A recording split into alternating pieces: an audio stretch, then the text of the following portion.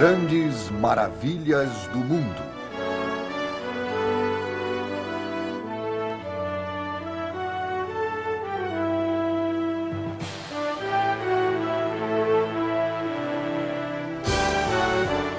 Maravilhas criadas pelo homem.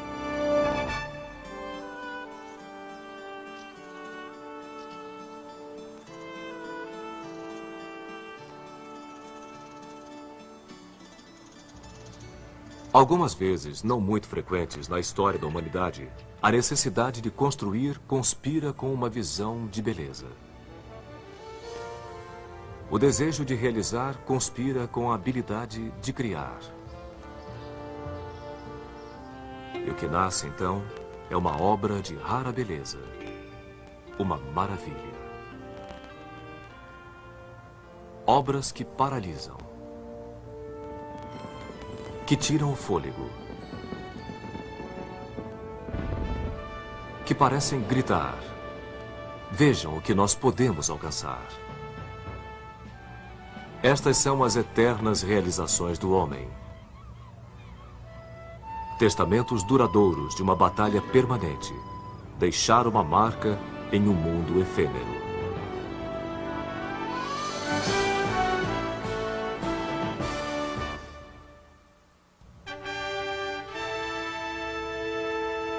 Coliseu de Roma.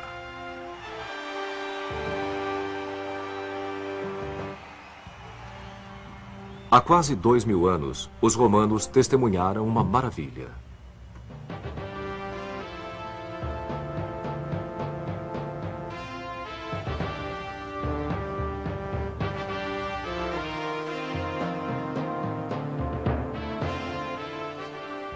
Aqui, onde o imperador Nero havia construído um palácio suntuoso com um lago artificial, um novo imperador, Vespasiano, quis deixar sua herança. Não com um grande palácio para seu próprio desfrute, nem com um templo para agradar aos deuses, mas com um imenso palácio para o público. Um anfiteatro para sediar os jogos, campeonatos e rituais que acabou se tornando a mais importante assembleia pública da capital.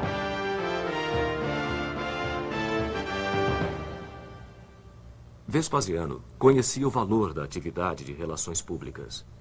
Quando ele assumiu o poder em 69 d.C., herdou uma cidade em ruínas. Um enorme incêndio havia destruído grande parte de Roma anos antes. O corrupto Nero, entre outros, havia irresponsavelmente esvaziado as reservas do tesouro, e o Senado romano estava espalhado em campos hostis depois de 2 anos de guerra civil. Vespasiano logo anunciou seu novo projeto. Ele iria drenar o lago artificial de Nero e construir um enorme anfiteatro público, o maior jamais realizado. Ele o batizou de Anfiteatro de Flávios, em homenagem a seu nome de família. As gerações seguintes passaram a chamá-lo de Coliseu, uma referência às suas proporções colossais. Graças a seu tamanho e a seu trabalho de engenharia, foi considerado o monumento mais ambicioso do mundo antigo.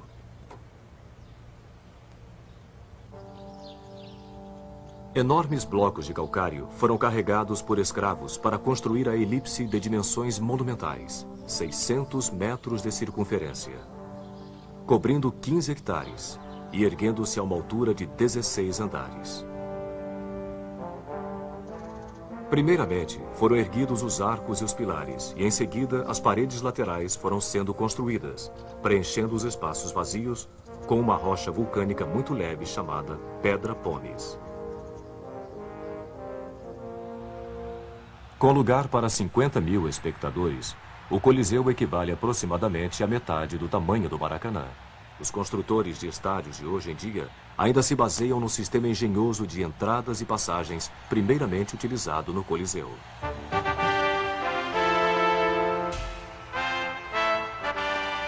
Oitenta arcos estão distribuídos no nível do chão, formando 76 entradas. Os espectadores recebiam bilhetes com o seu número de entrada e podiam achar seus lugares tão facilmente que todo o estádio podia ser acomodado em menos de 10 minutos. Uma vez dentro, o lugar de honra era um grande palanque em mármore, onde o imperador se acomodava com sua comitiva, incluindo jovens virgens. Um pouco acima, sentavam-se cidadãos livres. Mais acima ainda, sentavam-se visitantes estrangeiros e escravos. E, finalmente, em arquibancadas de madeira, ficavam as mulheres e os pobres.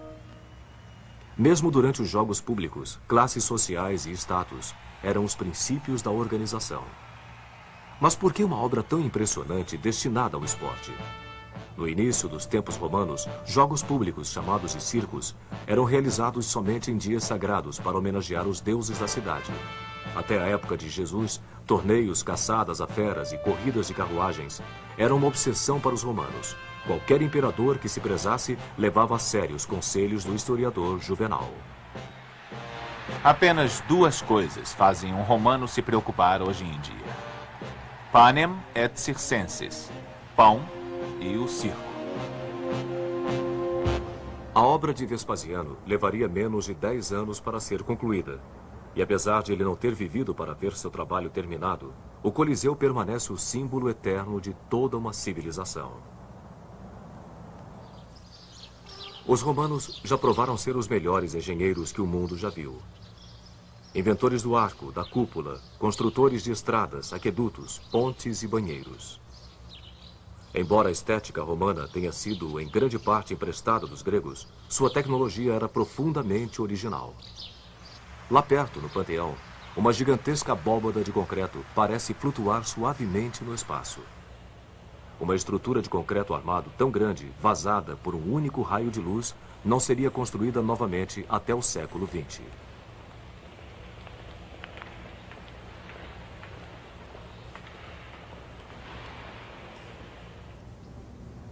Definitivamente, o Coliseu provou ser a maior herança arquitetônica de Roma. No entanto, o que o monumento tinha de magnífico chocava-se com o que de cruel acontecia dentro dele. Espectadores ficavam em torno da arena central, onde era espalhada areia para cobrir o sangue derramado no ritual dos jogos. No dia da inauguração, no ano 80, o novo imperador Titus, filho de Vespasiano, inaugurou o anfiteatro com uma caçada a feras selvagens.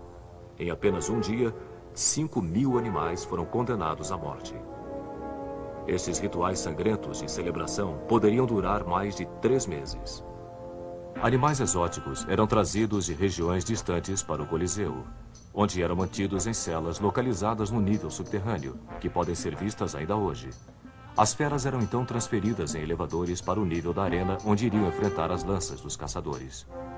Em algumas ocasiões, as canaletas de drenagem eram fechadas e a arena era deliberadamente inundada. O estádio se transformava no mini-mar para a simulação de batalhas navais. Os gladiadores eram, no entanto, a atração principal do Coliseu. Escravos, criminosos e a mais baixa estirpe de Roma, algumas vezes até mulheres, eram especialmente treinados para depois se apresentarem nas batalhas públicas. Ave César! Nós que estamos prestes a morrer, vos saudamos. A coragem ou a covardia do gladiador era aplaudida ou vaiada pela multidão, que votava com as mãos o destino do perdedor. De acordo com alguns historiadores, polegares para cima ou uma onda de lenços abanando significavam que o gladiador viveria e poderia até mesmo se tornar um homem livre. Polegares para baixo condenavam o lutador a uma morte imediata. Por 325 anos, o Coliseu testemunhou inúmeros espetáculos assustadores como estes, e pode ter sido também o lugar onde o martírio dos cristãos perseguidos acontecia. Finalmente, em 404 d.C., todo o sacrifício público em Roma foi banido pelos imperadores cristãos no poder, e o Coliseu, danificado por terremotos e tempestades, se transformou em ruínas.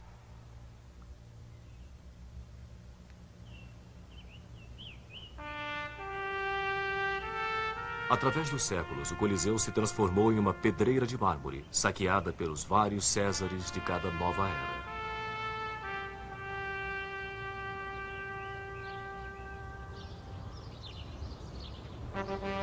Mas o triunfo dos engenheiros continuou de pé, um símbolo fantasmagórico do Império Romano, tanto em sua maior exaltação quanto em sua maior depravação. Séculos depois de sua construção, um monge inglês faria a seguinte profecia: Enquanto durar o Coliseu, Roma viverá. Quando cair o Coliseu, Roma morrerá. E quando Roma morrer, o mundo.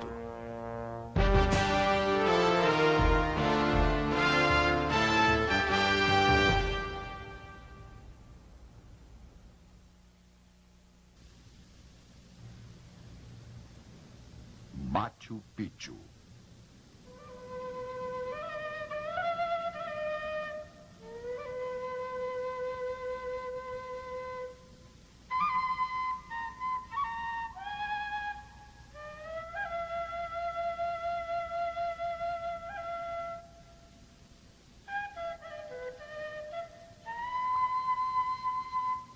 Localizado em meio ao ar puro dos Andes, 2.500 metros acima do nível do mar, um mistério escondido em florestas nebulosas por 4 séculos.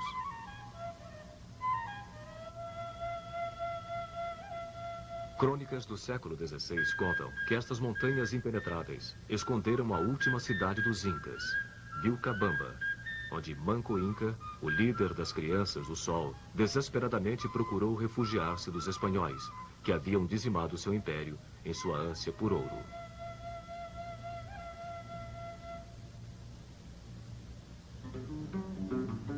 Em 1911, um jovem historiador americano, Hiram Bingham, demarcou as inexploradas ruínas do Vale de Urubamba, no Peru. Índios locais o guiaram para o topo de uma montanha remota, a qual à primeira vista parecia totalmente hostil ao homem. Os índios chamavam esta montanha de Pico Antigo, Machu Picchu.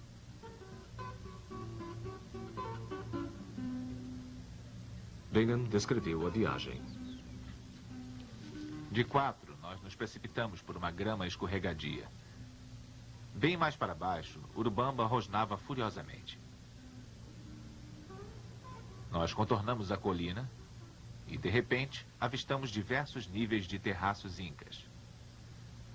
Que tipo de comunidade precisaria de centenas destes terraços? Tem espaço para uma plantação suficiente para alimentar toda uma cidade. Este lindo santuário preservado nunca sentiu o peso e a fúria das botas dos conquistadores. Eu percebi que Machu Picchu seria a maior e mais importante ruína descoberta na América do Sul desde a chegada dos espanhóis.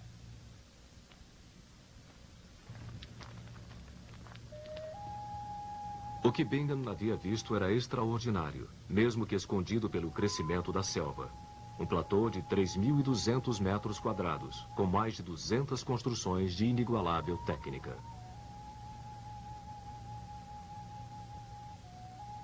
Aos poucos eu fui percebendo que esta parede com templos semicirculares ao seu redor sobre a caverna era tão bonita quanto o mais bonito dos trabalhos em pedra do mundo. Eu quase perdi o fôlego. O que este lugar poderia ser? Bingham acabou acreditando que havia achado a cidade perdida de Vilcabamba, refúgio de Manco Inca. Mas Machu Picchu foge a qualquer explicação, pois não é uma cidade, mas antes um imenso centro religioso. Um lugar sagrado para os rituais de uma das mais enigmáticas civilizações de nosso mundo. Os Incas construíram um império que, em seu apogeu no século XVI, atingia 4.000 quilômetros, o mais poderoso da América do Sul.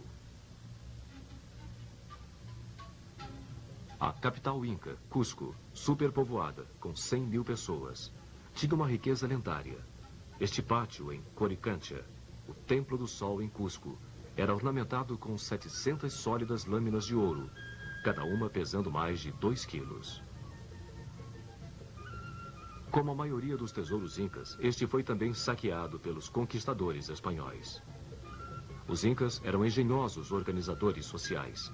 Apesar de não terem linguagem escrita, eles desenvolveram uma sofisticada economia, talharam plataformas nos despenhadeiros, irrigaram os terraços através de canais.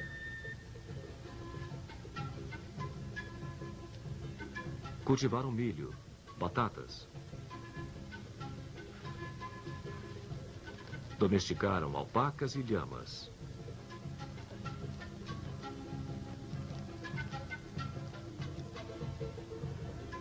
Hoje em dia, muitos dos índios peruanos ainda conduzem suas vidas segundo a cultura de seus ancestrais incas.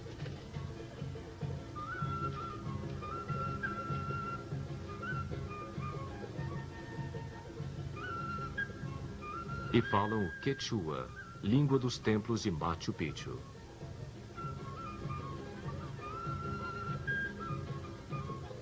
A mais duradoura das realizações incas é também a mais desconcertante. Os monumentos feitos em pedra. Enormes blocos de granito tão precisamente superpostos que sequer uma lâmina pode penetrar entre eles.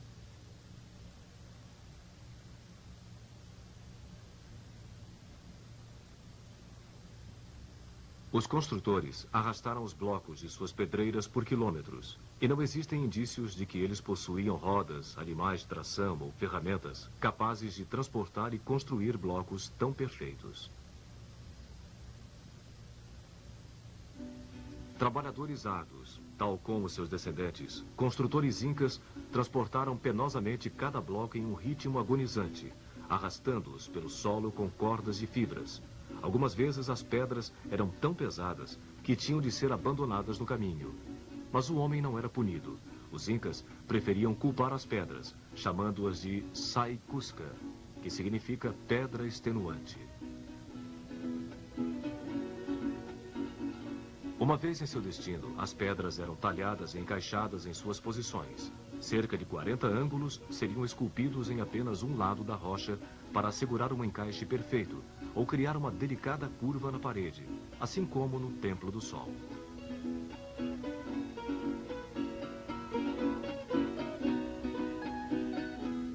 A forma trapezoidal da maioria das construções foi uma inovação inca com o objetivo de dar a estabilidade necessária durante os frequentes tremores de terra que abalavam os Andes.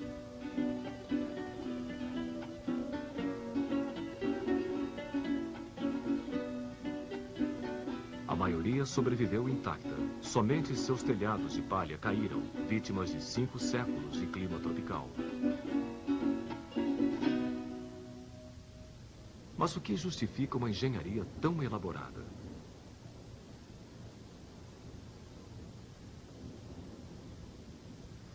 Machu Picchu parece ter sido uma espécie de quartel sagrado para a religião inca. Uma religião baseada na adoração ao sol e na sua evolução através dos céus.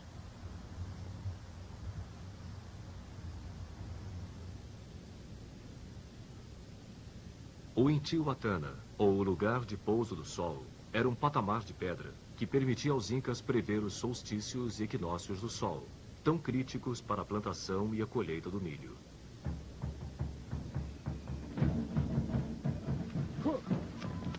No solstício de junho, que marca o início do inverno ao sul do Equador, o sol era simbolicamente amarrado à terra para assegurar seu retorno nos meses que viriam.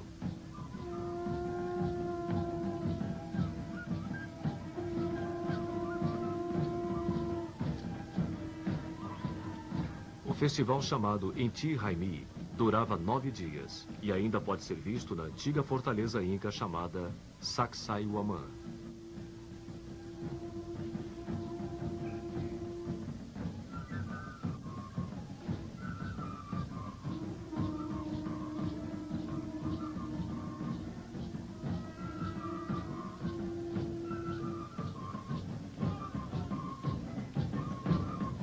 Para os incas, o sol era o pai divino de todos os povos, e o rei era o seu regente na terra.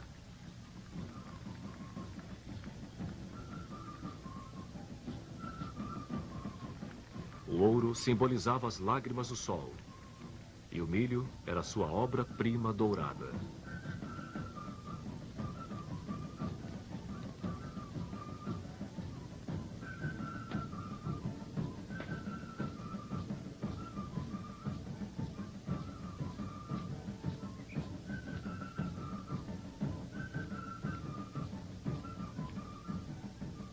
Desta fortaleza, no ano de 1536, o líder Manco Inca rompeu o cerco espanhol e fugiu para as montanhas para sempre.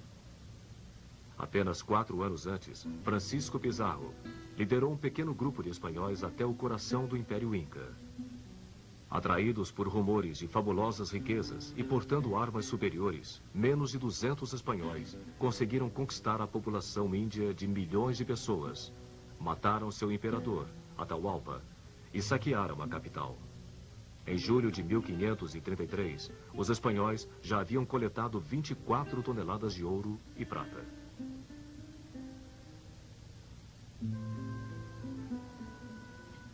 Quando Manco Inca perdeu sua última batalha, ele abandonou Cusco, que logo se transformou numa colônia que foi construída sobre as fundações indestrutíveis da antiga cidade Inca. E o último refúgio de Manco Inca, chamado de Vilcabamba, poderia ter sido em Machu Picchu? Algumas evidências apontam para outro lugar, recentemente localizado, bem mais afastado para o noroeste. Machu Picchu foi provavelmente abandonado muito antes e já teria sido vítima da mata invasora. Tal como a civilização que o criou, Machu Picchu continua um mistério, engolido pela terra de onde surgiu.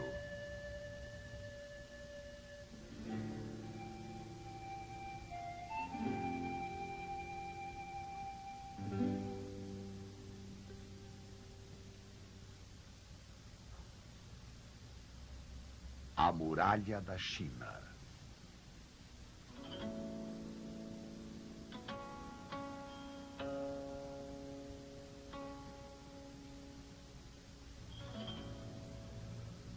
Do outro lado do mundo, um novo imperador projetou uma linha de pedra cortando a face da terra, que seria construída pelas mãos do homem em um enorme pedaço de terra.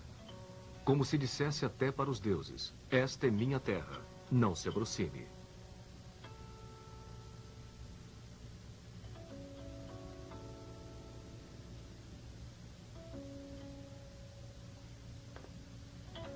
A dinastia Ming da China livrou-se finalmente do jugo dos mongóis, forçando os descendentes de Gengis Khan a se retirarem para as estepes do norte.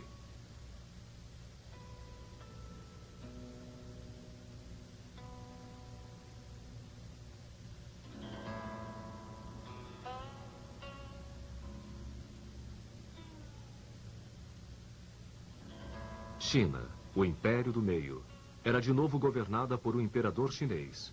E para defender este império, foi ordenada a construção de uma gigantesca muralha que se estenderia do rio Yalu, na Baía da Coreia, até o selvagem deserto de Gobi. 4.800 quilômetros de tijolo e pedra, 8 metros de altura. A mais longa construção jamais realizada pelo homem e talvez a única estrutura visível do espaço.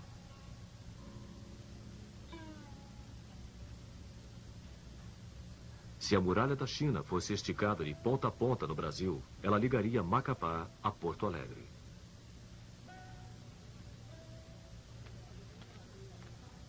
A Grande Muralha da China, que vemos hoje, é a mesma que foi construída durante a dinastia Ming, que começou antes mesmo do nascimento de Cristóvão Colombo no século XV.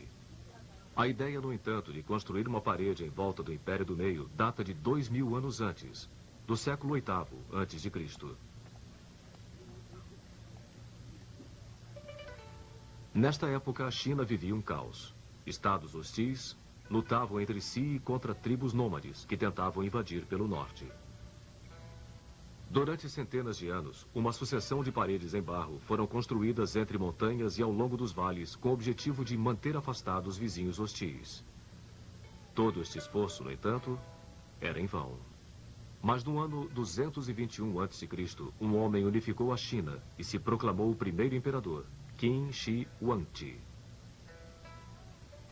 Em seu breve reinado de 12 anos, Qin Shi Huangdi ligou os milhares de quilômetros de antigas paredes em uma massiva muralha para a defesa militar contra os bárbaros. Um cinturão em torno de uma nação. Esta grande muralha simbolizaria a China para sempre.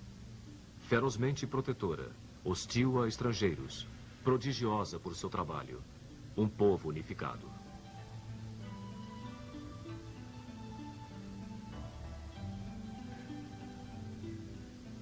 A muralha de Qin Shi Huangdi deu aos chineses uma identidade nacional jamais vivida antes. E isto significava segurança. As fronteiras do norte logo atrairiam novos colonizadores e fazendeiros. Em sua sombra protetora, comerciantes se aventuravam por estradas que levavam ao oeste. Uma viagem pela região que viria a ser conhecida como a Rota da Seda, trazendo as riquezas do Oriente para a Índia, Pérsia e Roma. O imperador chinês escreveu: agora nosso povo está pacificado e não deve mais temer a guerra. Os homens trabalham na terra, enquanto as mulheres estão engajadas em suas tarefas. Mas esta era a sua versão. A muralha pode ter sido uma grande realização militar, mas foi também o resultado de um trabalho brutal por parte do povo chinês. 800 mil soldados, trabalhadores cativos e prisioneiros foram forçados a trabalhar para erguer a muralha. Criminosos enfrentavam uma punição a mais. Suas cabeças eram raspadas, suas faces escurecidas e colares de ferro eram colocados em seus pescoços. Nesta situação, eram enviados a províncias distantes para buscar matéria-prima. Um cronista escreveu: valas ao lado de estradas eram preenchidas com corpos de homens que foram forçados a ir para a construção da grande muralha. E quando homens não podiam mais ser encontrados, suas viúvas se juntavam à marcha. A história de uma das viúvas se transformou em lenda. Aqui, nos limites leste da muralha, perto do Mar da China, um templo foi erguido em homenagem a Meng Jiannu. Meng, a história conta, foi atrás de seu marido que havia sido mandado para construir a muralha.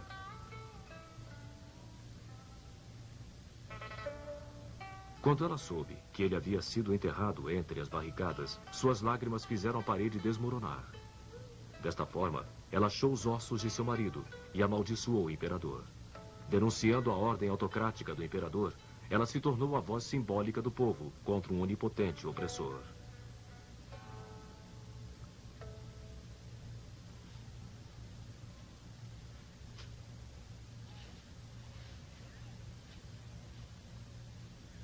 Muito pouco da muralha de Qin Shi Huangdi ainda existe hoje em dia. Esta fortificação de pedra é resultado de 200 anos contínuos de recuperação e obras durante a dinastia Ming. Este trabalho, por sua vez, está sendo restaurado em turnos ainda hoje.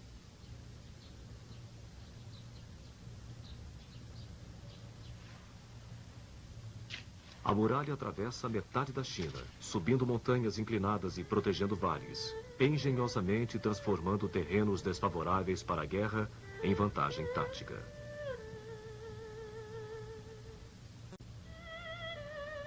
Em Shanhaiguan, uma fortaleza circular de 4 quilômetros quadrados olha o horizonte como se fosse a cabeça de um dragão deslizando em direção do mar. Um fosso de 8 metros de profundidade protege este portão chamado de o primeiro passo para o paraíso.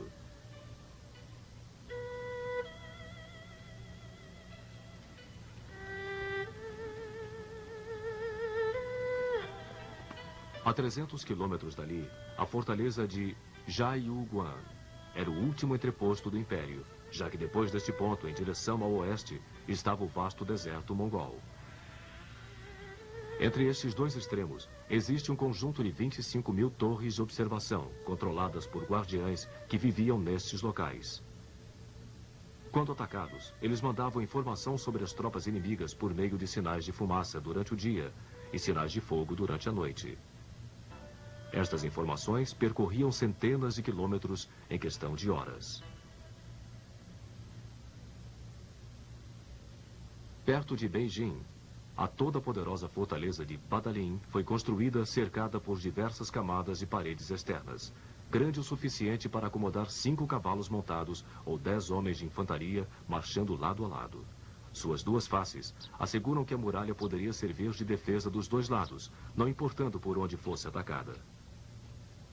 Apesar de a muralha ter resistido aos arcos e espadas dos mongóis e dos manchus, ela mal conseguiu sobreviver aos rompantes ideológicos de nosso tempo.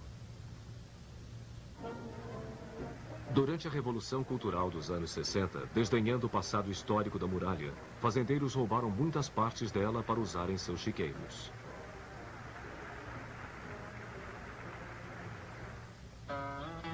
Mas hoje em dia a muralha foi restaurada, não apenas física, mas também figurativamente, de acordo com o papel que ela teve na história nacional da China.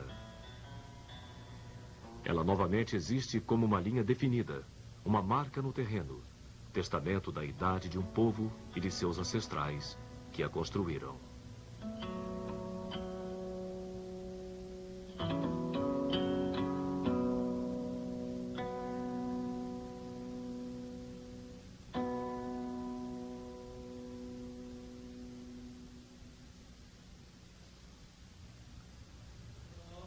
Kremlin.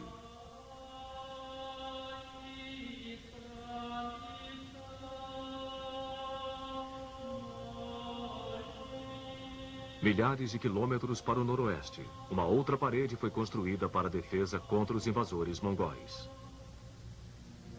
Mas, em vez de estender-se pela paisagem, esta parede cercava uma pequena cidade. É a cidade de Moscou. A palavra em russo é Kremlin. Por 8 séculos, as paredes do Kremlin protegeram as partes cruciais da civilização russa. Dentro de seus 28 hectares estão localizados igrejas, catedrais e os palácios dos czares. Foi dentro do Kremlin que os regimes de Ivan o Terrível e Pedro o Grande nasceram. Que a Igreja Russa Ortodoxa dominou as almas da nação. Aqui estão os esplendores e os excessos dos Romanovs. Aqui foi a capital da República Revolucionária de Lenin. E aqui Stalin fez derramar o sangue de seu próprio povo. Por trás destas paredes, a Guerra Fria foi travada. E aqui, um novo capítulo da história russa foi revelado na última década do século XX.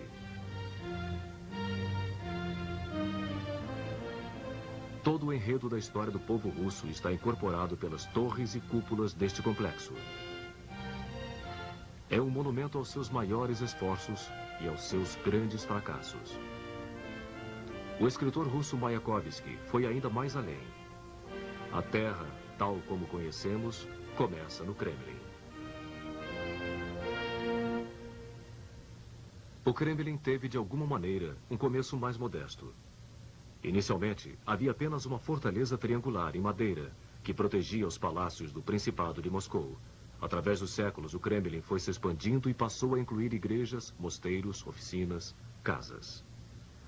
Mas foi Ivan III, conhecido como Ivan o Grande, quem no século XV visualizou que Moscou seria uma grande capital imperial, rivalizando com Roma e Constantinopla em autoridade religiosa. Ele adotou a águia dupla como seu emblema e ganhou o título de regente de toda a Rússia, um cargo que seus sucessores viriam a chamar de czar, modelando a si mesmos como os Césares romanos.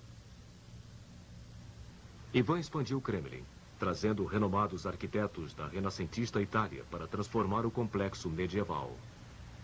Os arquitetos substituíram as antigas construções em madeira e pedra por construções de paredes de tijolos vermelhos que sobrevivem até hoje. Quase 2,5 km de comprimento e 7 metros de altura. As paredes levaram 10 anos para serem construídas e estão entre as mais bonitas fortificações militares jamais erguidas. 20 torres cortam a linha do céu, cercando a fortaleza. Uma das torres é a do portão Spassky, considerado até hoje a majestosa entrada principal do imponente Kremlin.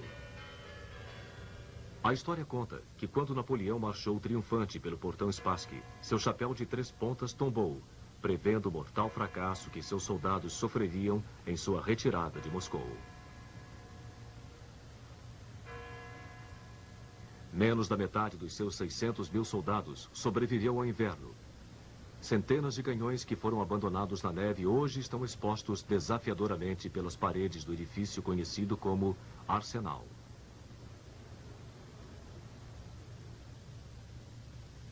Mas se a espinha dorsal do Kremlin são suas paredes e torres, sua alma é representada pela Praça da Catedral.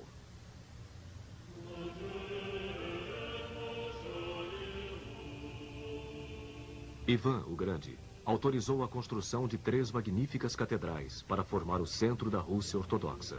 A imensa Torre do Sino acrescentou um ponto de referência para a Praça da Catedral e para toda a cidade.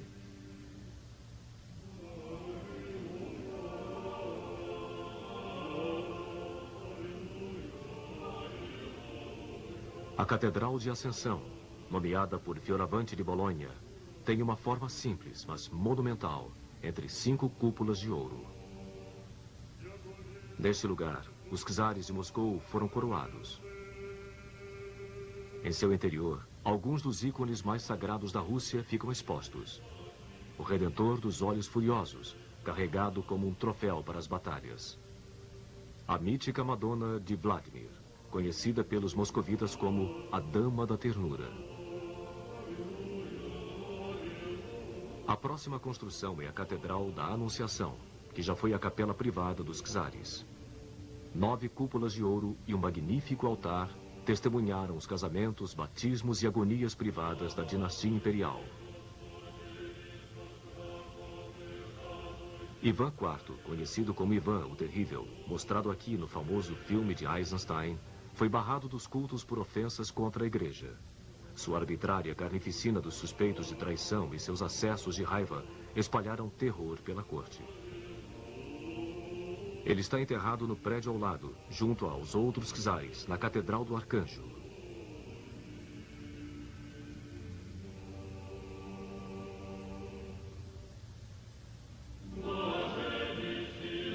Seu túmulo se encontra ao lado do de seu filho, que foi morto por Ivan com suas próprias mãos.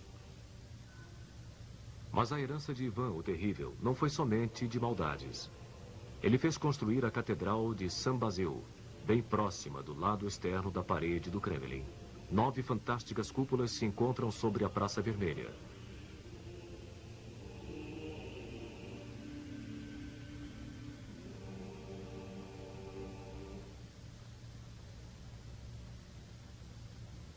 Foi por um capricho de Ivan que a catedral foi construída no meio do barulhento mercado público de Moscou, e não no solene complexo. O Kremlin testemunhou os excessos dos czares em meio à riqueza de seus palácios. Enquanto do lado de fora de suas paredes, servos e camponeses russos enfrentavam uma situação de miséria, a corte dos czares superava as capitais imperiais da Europa. Um visitante, ao ver o Kremlin pela primeira vez, comentou: horizontal e verticalmente, torres e cúpulas, pontas, cones, estruturas em espiral preenchem toda a vista. Deve ter sido invenção de Dante quando chegou aos céus russos.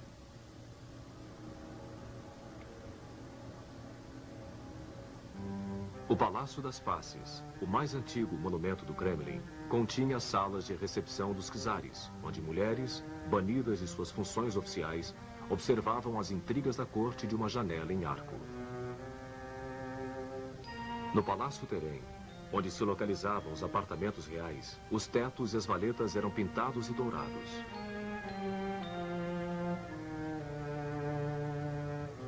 Neste palácio, o jovem czarevich, Pedro, o primeiro Romanov, presenciou o assassinato de sua família. Com apenas 10 anos de idade, ele foi forçado a dividir o trono com seu meio-irmão, literalmente um duplo trono, enquanto sua meia-irmã, Sofia, discretamente passava instruções para o jovem czar. Foi Pedro quem, em 1712, colocou um fim das intrigas sangrentas do Kremlin, transferindo a capital para a nova cidade do norte, São Petersburgo. Mas o Kremlin permaneceu uma casa longe de casa para os Romanov. Durante os 2 séculos seguintes, os antigos palácios foram reunidos no Grande Palácio do Kremlin, que se tornou a peça magistral da corte imperial. Ambientes para recepção pública foram construídos em larga escala para impressionar os visitantes ilustres. Somente o St. George Hall mede 65 metros de comprimento. Mais intimistas, mas não menos opulentos, são os quartos privados do palácio, onde os Romanov satisfaziam seu lendário apetite para as artes decorativas. Muitos dos tesouros do Kremlin eram eventualmente expostos no Museu Imperial, conhecido como The Armory, onde os esplendores da corte foram cuidadosamente restaurados, mesmo durante a era da dominação soviética.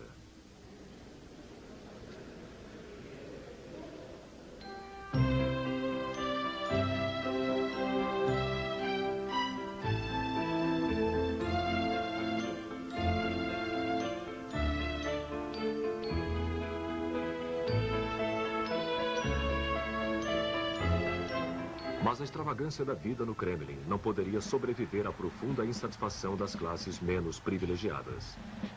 Depois da Revolução de 1917, Vladimir Ilyich Lenin fundou a nova República Socialista. Na primavera seguinte, ele transferiu a capital para Moscou. O Kremlin passou a ser mais uma vez o centro do poder russo.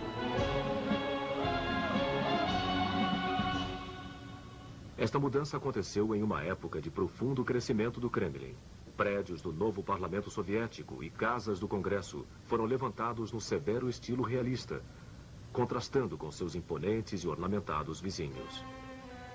Aqui também ficavam os alojamentos espartanos de Lenin, que preferia comer em pratos lascados do que em pratos de porcelana imperial. Em mãos soviéticas, o Kremlin foi transformado em um diferente tipo de monumento, não para atender às riquezas da corte, mas para servir ao poder do Estado comunista. A estrela vermelha substituiu a dupla águia dos czares. Bustos de Lenin substituíram os ícones dos santos. E a tumba onde Lenin foi embalsamado se tornou um lugar de peregrinações sagradas para seus seguidores. Mesmo hoje em dia, quando os russos repudiam seu passado soviético, eles não rejeitam o Kremlin. É a história de nosso Estado. O Kremlin sempre foi o centro político, cultural e espiritual do país. Para mim, o Kremlin é sagrado. É a história do Estado da Rússia, o qual existe e vai sempre existir, independentemente das comoções que podem vir a acontecer e a sacudi-lo. Nós realmente amamos este lugar, eu em particular. Eu trouxe minha filha para mostrar a ela quão esplêndida nossa terra é, para contar a ela o que nós vemos, o que nós sabemos e o que nós lembramos. O Kremlin continua a cativar o coração do povo russo, não somente por sua beleza, mas pelo que ele carrega de verdade, suas memórias e esperanças.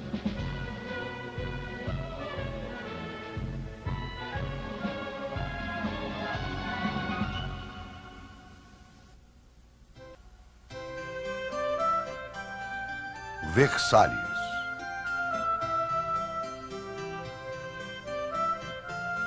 Enquanto o Kremlin sobreviveu a revoluções, há um outro palácio que mal sobreviveu a uma.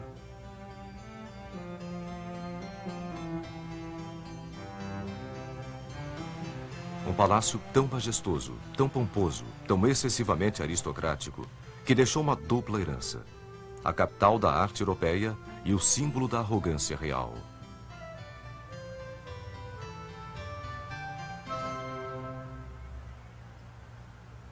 Versalhes começou com um ato de ciúme.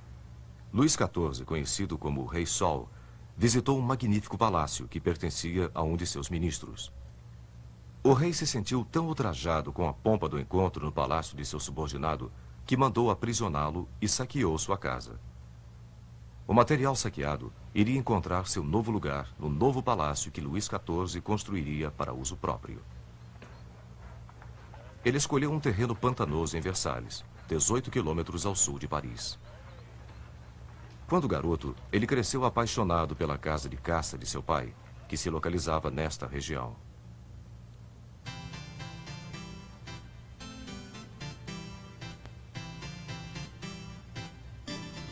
Versalhes seria a nova corte da França.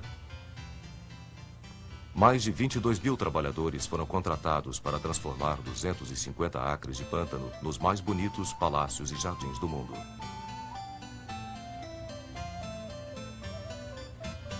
Paisagens foram criadas onde nada existia. Rios foram redirecionados para suprir 400 fontes com milhares de litros d'água.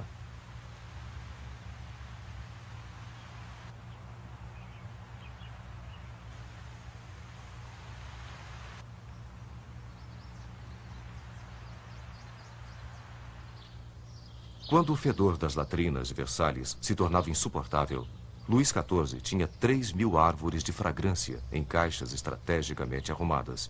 Algumas delas ainda existem na Orangerie. De fato, Versalhes representa o auge da sensibilidade barroca.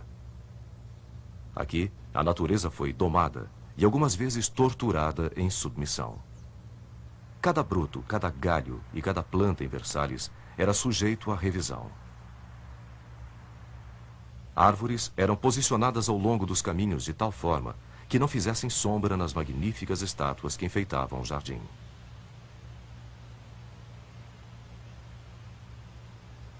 Cerca de 150 mil vasos de flores eram trocados aproximadamente 15 vezes ao ano, para que Versalhes estivesse sempre florido. As diferentes alas de Versalhes impunham uma ordem racional e humana em uma incompreensível dimensão de luxo. Luís XIV queria um palácio de onde pudesse manter um olho nas intrigas da corte. Desta forma, Versalhes foi construído para hospedar cerca de 3.000 nobres, cortesãos, damas de companhia e todos os seus atendentes. 700 quartos foram decorados com mármore, brocado, veludo e ouro.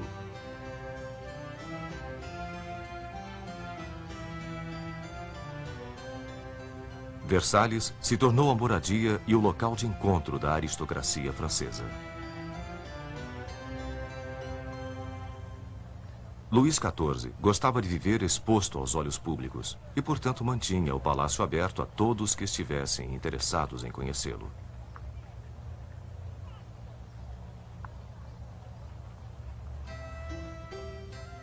Exatamente no centro arquitetônico deste palácio dourado estava o quarto de Luís XIV.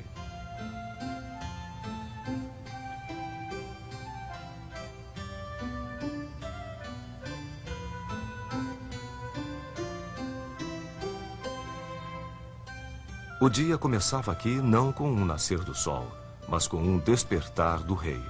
Um ritual chamado de o nascer do rei. Luís XIV tinha um atendente para cada função.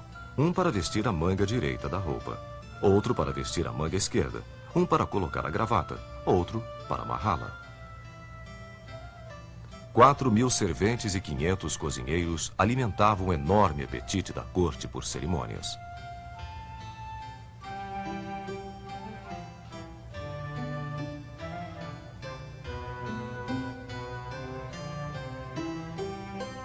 Os dias na corte eram vividos em uma intrincada rede de recepções, encontros, refeições, performances teatrais, peças, apostas, despachos e bailes elegantes.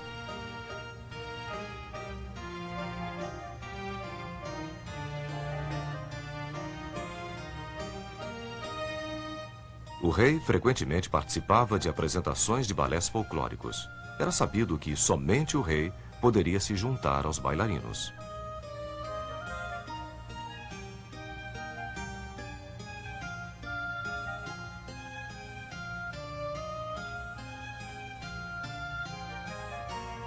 A Sala dos Espelhos era uma das dezenas de salas de recepção. Os 400 espelhos eram posicionados para iluminar a sala durante o pôr do sol.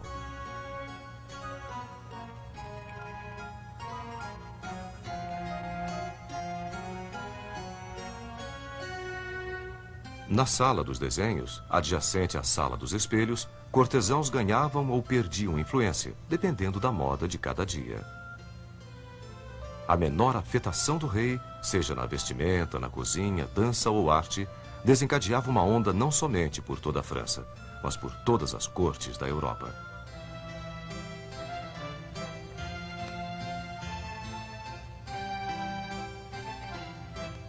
E o mesmo poder tinha a felizarda dama que mais recentemente tivesse conquistado a atenção do rei.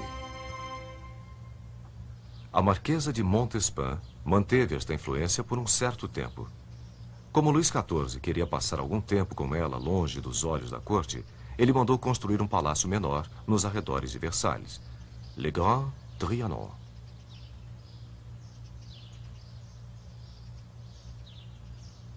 Em 1715, Luís foi sucedido por seu bisneto, Luís XV, que expandiu Versalhes sob a influência de outra marcante mulher,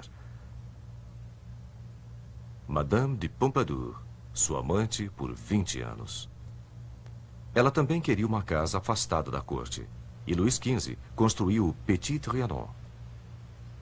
Mas Madame Pompadour não chegou a ver seu palácio pronto e ele se transformou mais tarde na casa de encontro do rei com sua nova favorita, a Condessa de Paris. Mas foi uma outra mulher de Versalhes quem iria representar os excessos da corte francesa, Maria Antonieta. Maria, que era austríaca, acabou ocupando este leito através de um casamento politicamente arranjado e extremamente impopular com Luís XVI. Ela nunca conseguiu conquistar o povo francês, mesmo tendo feito o seu melhor para impressionar a corte. Maria tinha uma queda pelo estilo de vida rústico, pelo menos a sua versão real.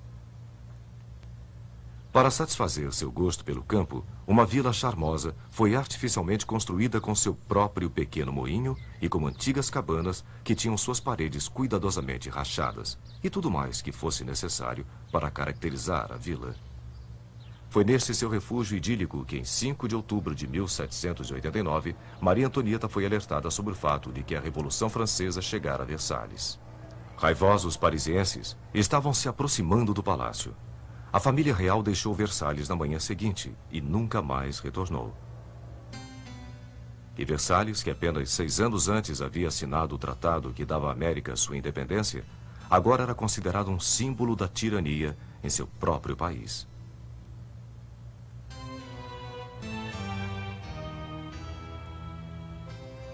Oitenta anos depois, o autor americano Mark Twain visitou Versalhes. Mesmo o mais democrático dos turistas ficou maravilhado com o que viu. Eu costumava criticar Luís XIV por haver gasto centenas de milhões de dólares quando o pão era tão escasso. Mas eu o perdoo agora. É maravilhosamente bonito. Você fica engasgado, admira e tenta entender que é real, que está na Terra, que não é o jardim do paraíso. E você quase acredita que é parte de um sonho exótico.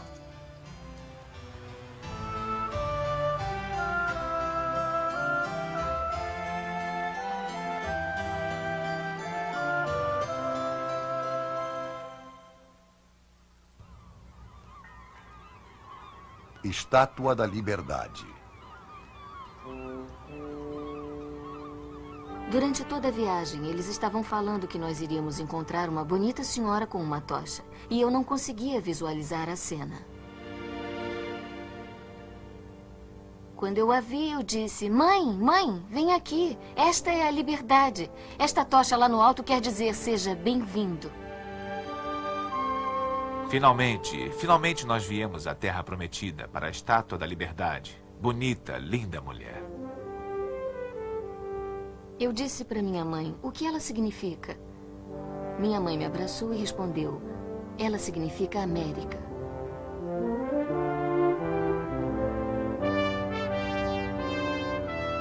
Ela ergue-se das águas da enseada de Nova York.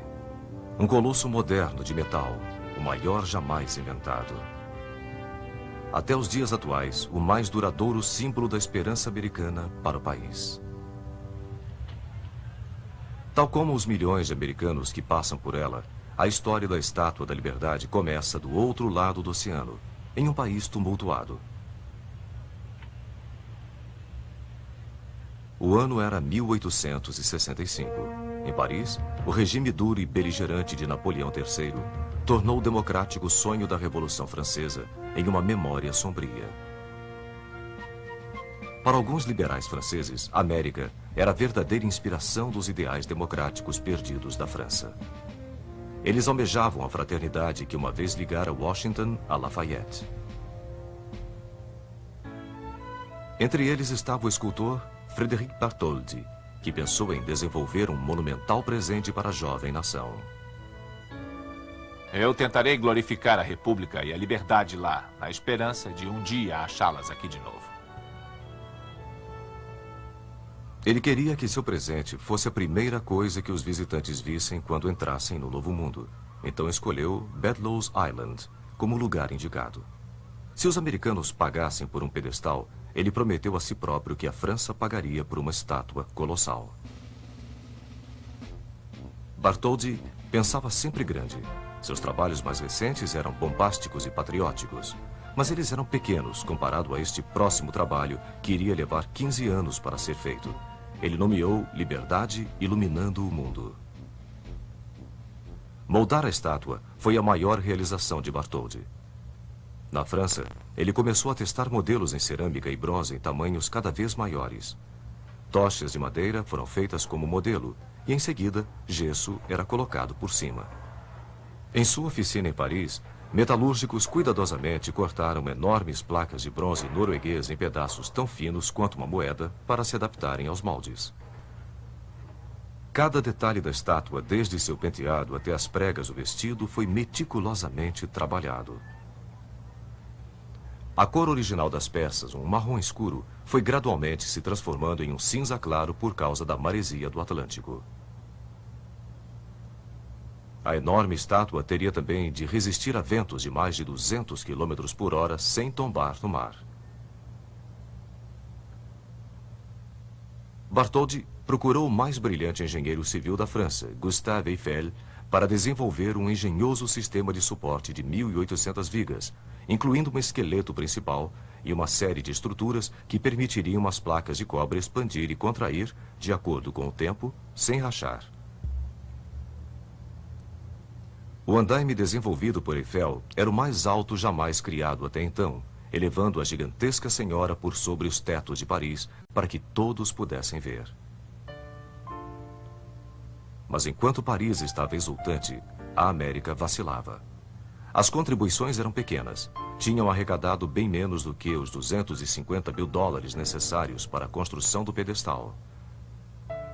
Bartholdi levou a tocha para exposições beneficentes em que visitantes eram convidados a conhecer e subir no pedestal. Finalmente, o editor Joseph Pulitzer conclamou os cidadãos de Nova York a apoiarem o pedestal. O pedestal sozinho já era uma obra-prima da engenharia e foi desenvolvido por Richard Morris Hunt para harmonizar com a estátua e não competir com ela, e principalmente para suportar um peso de 225 toneladas de ferro e cobre.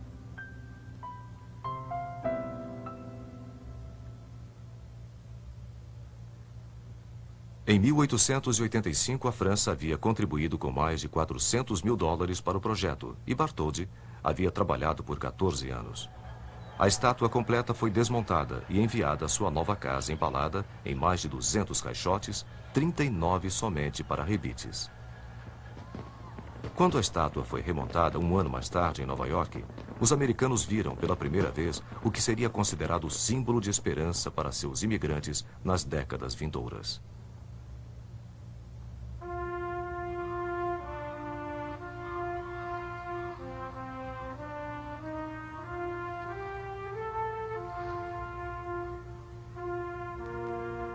A estátua terminada era da altura de 15 andares, com um dedo sozinho medindo 3 metros.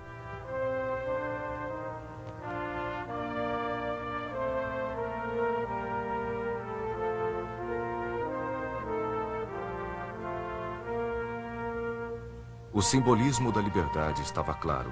Uma placa com a data de 4 de julho de 1776.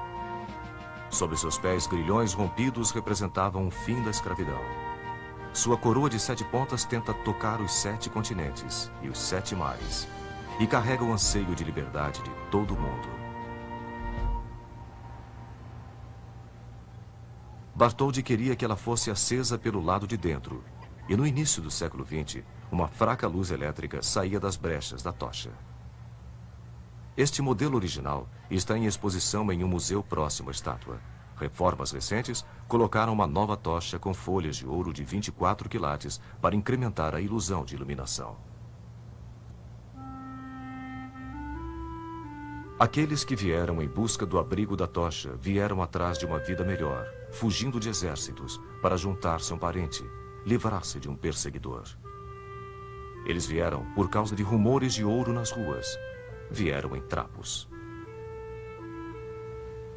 Ironicamente, suas primeiras horas na Terra da Liberdade eram gastas normalmente confinadas na Ellis Island.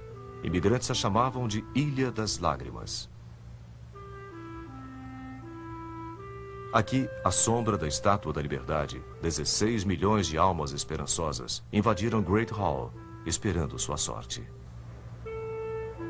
Alguns deles condenados a serem postos de lado, doentes, ou que aparentavam ser mentalmente deficientes, eram impedidos de entrar no país e voltavam nos mesmos navios que os havia trazido.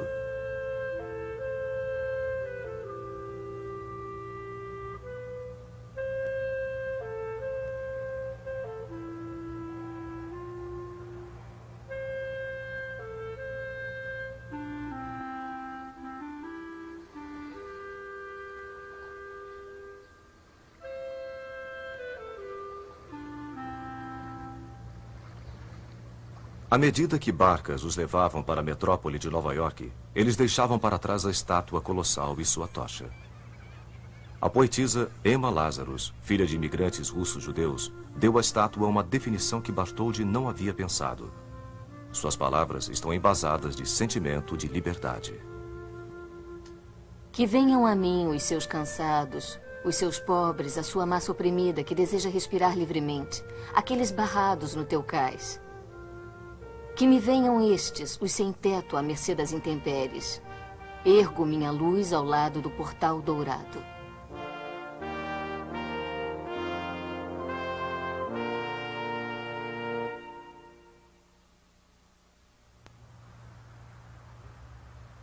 Torre Eiffel.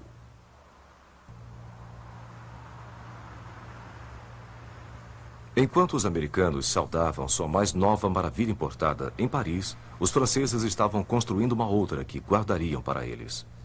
O mesmo engenheiro que havia construído a estrutura para a Estátua da Liberdade recebeu a missão de sua vida. Gustave Eiffel, construtor de pontes e engenheiro estrutural, foi incumbido de construir um monumento para o centenário da Revolução Francesa. Eiffel conhecia tanto história quanto metalurgia. Ferro fundido o permitiria construir uma monumental estrutura com um impacto tão grandioso quanto o da Revolução. Ele planejou uma torre com uma altura estonteante, quase 350 metros de ferro trabalhado, e que permaneceria como a mais alta estrutura do mundo por 40 anos.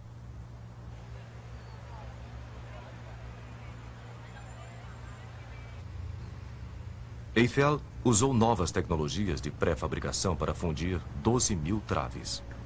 Elas eram manufaturadas fora do local e montadas na margem esquerda do Sena, onde ficaria localizado o monumento. 2,5 milhões de rebites sustentavam o trabalho em ferro, o que permitia que o vento passasse pela estrutura livremente. Mais perigoso era o enorme número de críticas que praticamente levaram o projeto a ser interrompido. Um proeminente grupo de artistas e intelectuais, incluindo o escritor Guy de Maupassant e o compositor Charles Gounod, assinou uma carta decretando a monstruosidade que se ergueria sobre sua amada Paris.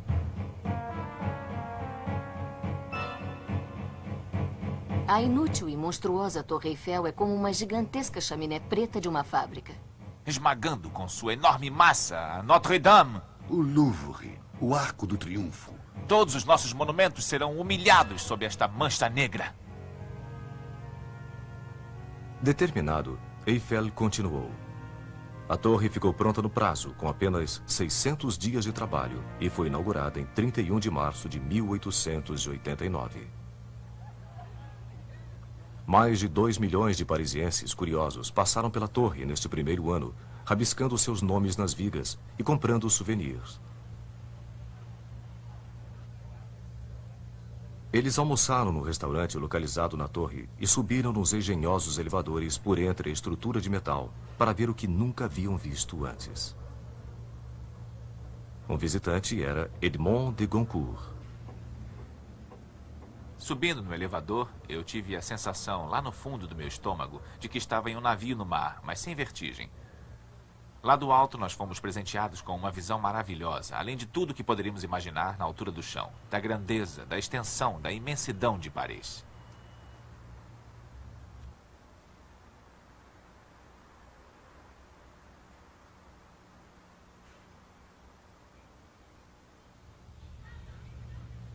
A torre mudou a maneira como os parisienses viam o mundo à sua volta. Paris não era mais simplesmente uma cidade de ruas e bulevares, mas tinha agora uma estonteante vista nova, do céu e do horizonte, tons de cores e luzes. E os artistas de Paris viram a sua antiga vista com novos olhos. Os pintores da cidade, já responsáveis por revolucionar o mundo da arte, tinham agora um monumento digno de sua moderna visão da cidade. De uma certa maneira, Eiffel criou em ferro o que artistas estavam criando em óleo. Georges Seurat usou os mais básicos elementos da pintura, luz e cor, e aplicando-os corretamente, produziu uma impressão maravilhosa de leveza, uma beleza atemporal. Mas da mesma forma, Eiffel esculpiu com alguns componentes essenciais da arquitetura. Vigas e traves foram empregadas para formar uma estrutura que, vista de longe, parece, de alguma maneira, ser leve como ar. Uma silhueta eterna, sem fim. Mais tarde, uma camada de tinta laranja foi adicionada gradualmente, clareando para um amarelo pálido, para intensificar a impressão de que a torre está flutuando no céu. Mas mesmo depois de terminada, a torre sofreu algumas críticas. Maupassant manteve sua posição crítica. Na verdade, ele disse ter gostado de jantar na torre, porque era o único lugar em Paris onde ele não tinha de olhar para ela. A Torre Eiffel chegou mesmo a ter sua demolição programada em 1909. Somente o seu novo uso como torre de rádio a preservava. E quando sua altura ajudou a interceptar as transmissões do exército alemão durante a Primeira Guerra Mundial, a permanência da torre foi garantida.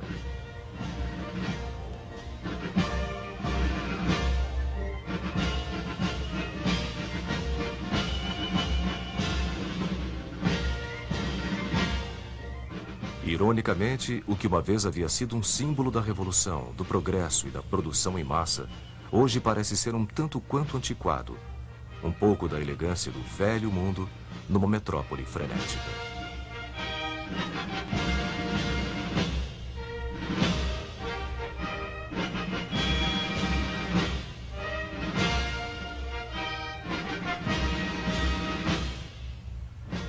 Mas, para sua época, a torre representou um passo ousado. Ela representou as boas-vindas à era moderna. Misturou beleza com tecnologia, garantindo que os dois poderiam coexistir. Esta ambição, por si só, já faz da Tour Eiffel a Torre Eiffel, a mais otimista das maravilhas jamais construídas.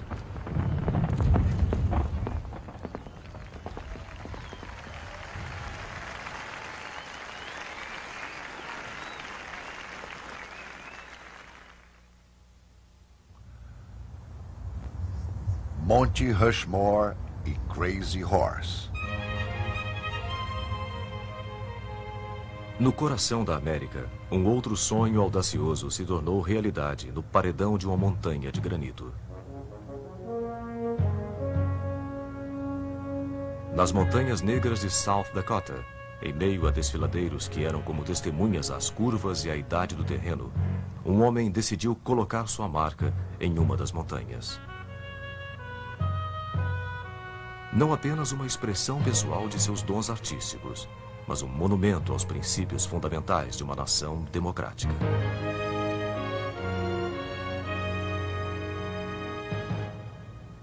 Mount Rushmore começou com um sonho provinciano de um historiador pouco conhecido chamado Duane Robertson.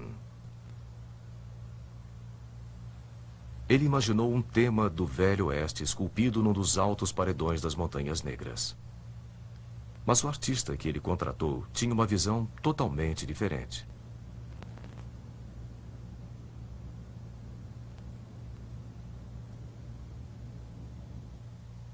Gutzon Borglum era o filho americano de imigrantes dinamarqueses, um dedicado pintor e escultor que havia estudado com Auguste Rodin e que já havia feito várias esculturas de figuras históricas, tais como Abraham Lincoln e Robert Lee.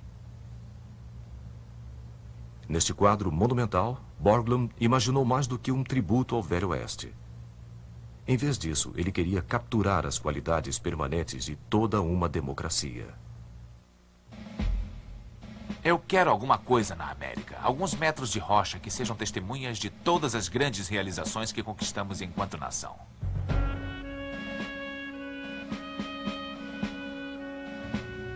Borglum investigou a fundo a psique americana para descobrir os arquétipos dos ideais nacionais. George Washington, que para Borglum era a incorporação da liderança democrática, o herói da revolução e o homem que deu dignidade à causa da liberdade americana. Thomas Jefferson, estadista e filósofo, autor da Declaração de Independência e profundo defensor das liberdades individuais. Abraham Lincoln, que simbolizou a força da União Americana e o direito de todos os cidadãos à liberdade. E Teddy Roosevelt, personificação da robusta expansão da nação, com o comprometimento de preservar seus recursos naturais e de promover liberdade empreendedora. Mas como modelar numa montanha estas 4 faces? Primeiramente, Borglum e Robinson acharam um lugar com a combinação certa de superfície, integridade estrutural e iluminação solar. O trabalho de Borglum começou em 1927 e iria continuar esporadicamente por 14 anos. Envolveria mais de 300 trabalhadores e, finalmente, custaria quase $1 milhão.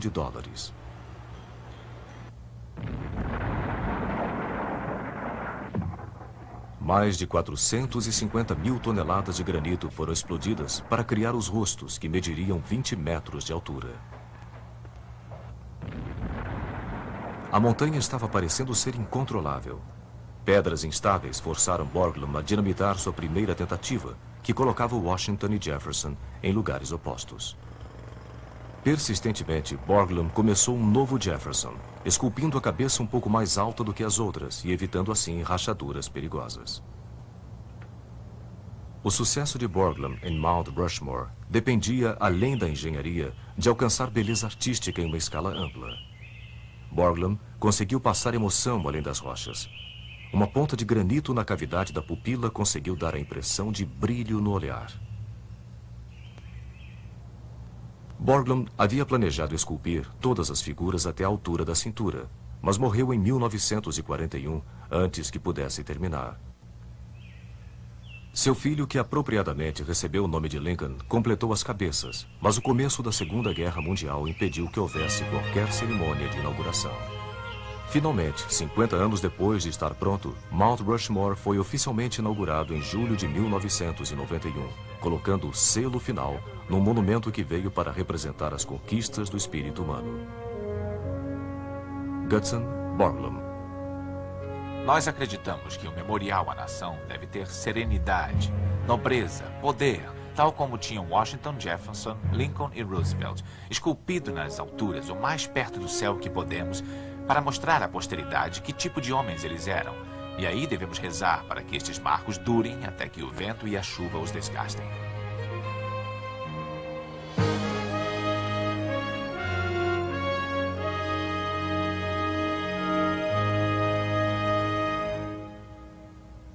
A obra de Borglum parece ser a última grande visão de uma era antiga, um tempo em que não apenas se acreditavam em heróis, mas estes tinham rostos identificáveis. Uma era em que artistas ainda tinham a experiência humana como sua inspiração e ousavam fazer afirmações em escala sobre-humana.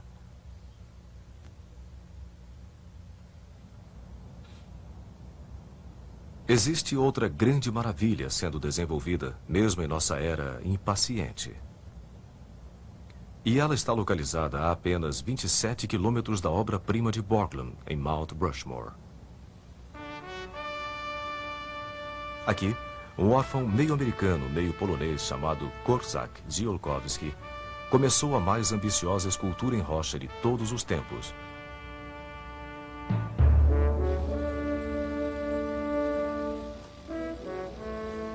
Um monumento da altura de 60 andares, em homenagem ao grande guerreiro Sioux, Crazy Horse.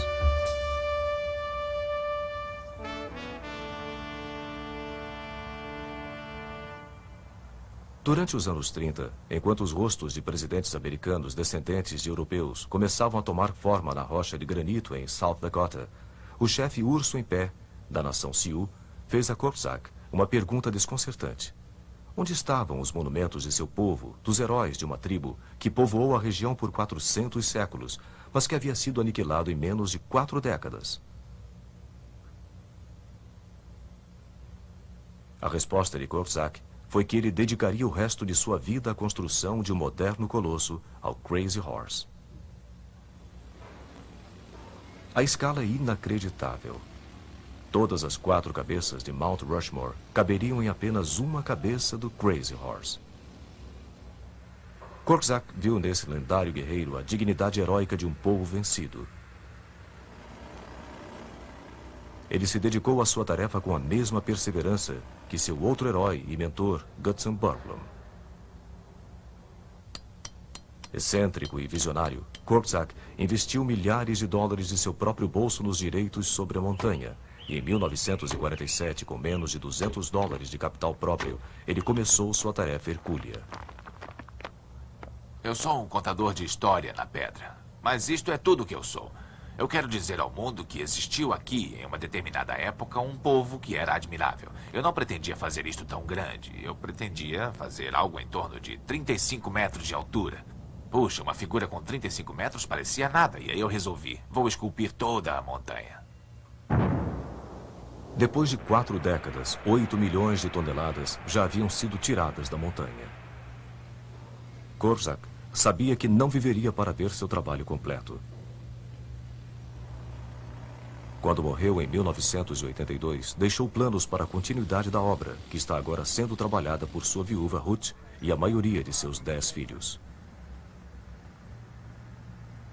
Eu acho que ele pensava que não havia limites para o que se quer fazer quando realmente se deseja fazer. Se você realmente acredita naquilo, trabalha duro o suficiente e está disposto a pagar o preço necessário, você pode fazer o que quiser, você pode ser o que quiser neste mundo. Korczak simplificava sua própria filosofia citando um velho ditado que ele ouviu certa vez. Quando as lendas morrem, os sonhos acabam. Quando os sonhos acabam, não existe mais grandeza. Crazy Horse espera pelo próximo sonhador. Em suas sombras, um ouvinte pode ouvir a história de todas as criações humanas, tão atemporais quanto o vento das montanhas. Um sussurro de antigos heróis. A inspiração de antigos realizadores. É um chamado a grandes visões e grandes realizações. Um apelo para deixar uma marca, para criar uma nova maravilha.